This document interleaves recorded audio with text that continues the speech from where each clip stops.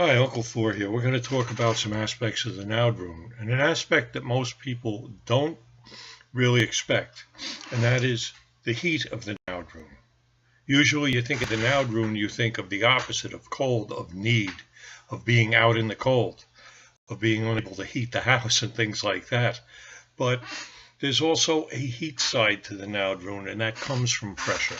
When things are vulcanized, for instance, there's pressure put on them.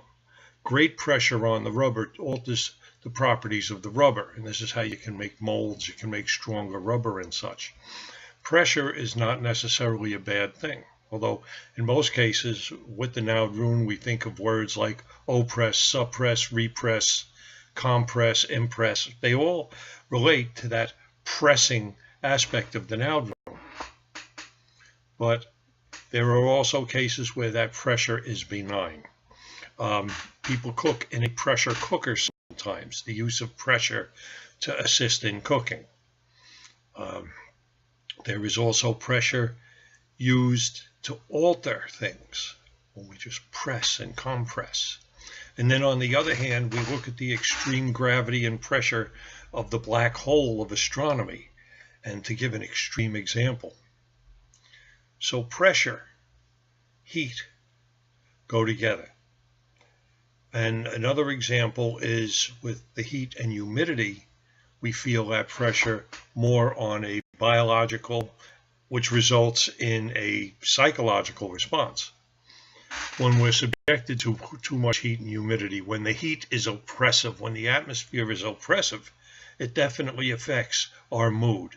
It affects our ability to do things. It makes everything harder. It uses up more of our energy. And that's because a lot of our body energy is there dealing with this heat and trying to compensate for this heat and this high humidity.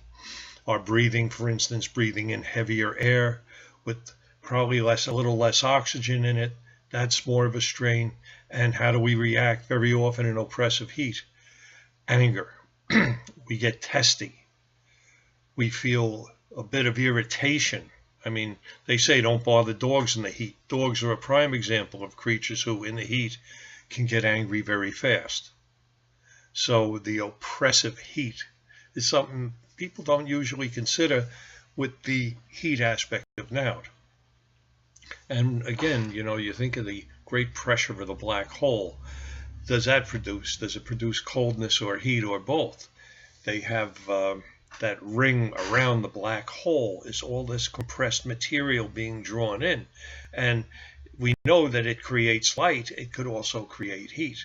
But a lot of the light we don't see because the black hole is so strong, it actually pulls in light and doesn't let it escape. It's an amazing thing, and it's a great example of extreme Naud.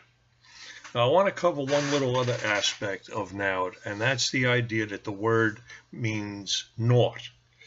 And Naud and need and naught and nothing all come from the same root word and the same root principle.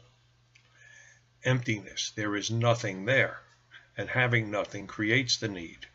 Also, the word naughty comes from the same root.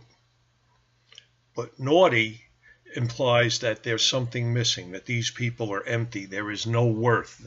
And if you've ever dealt with career criminals, it seems that with many, if not most of them, there seems to be something missing. Something isn't connecting there. They're not quite on the same wavelength as the rest of humanity, as if they're deprived of something. In some cases, it's obvious they're deprived of common sense because many crimes are stupid. And the consequences, when you look at the consequences, you say, why'd they do that thing? But the jails are full of stupid people. But there is also an emptiness there. In our times, when we say naughty, it's not too strong a thing. It's a naughty puppy.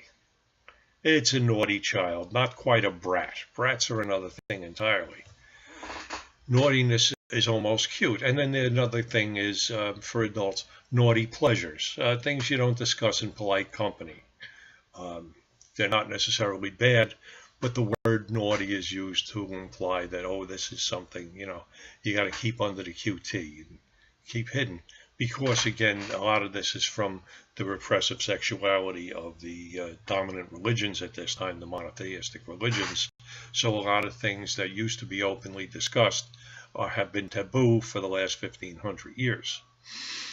So we talk about naughty in that way, but in the earlier times up through the Middle Ages to about the 1700s, to call someone a naughty fellow was a strong condemnation. And if you read some of the texts from the 1600s, you see where they say a naughty fellow is someone deserving of execution. It's a very strong condemnation. It implies the person is totally corrupt and totally criminal, a felon, the worst kind of human being. So our language changes a little bit. But in the old times, to be of naught, a person of nothing, to be a Naud person, meant that this was a vile creature. And that's just something to consider, how our language and our words have changed, and yet the Naud principle is still there, just in different degrees. Today's naughty is not so much a lack of something, it's a low-level badness. It's lost that connotation of men of naught. We look in the past and we see just how strong it was. So we've looked at two sides of the Naud Rune today, the idea of heat and pressure and the idea of naught and human behavior. These are things to consider. Look for your own examples. Develop your own consciousness of this rune, and these are two areas where you can look, and you can probably find a lot of things that will give you more enlightenment on the rune and the principle that underlies it. This is Uncle Thor. Have a good one.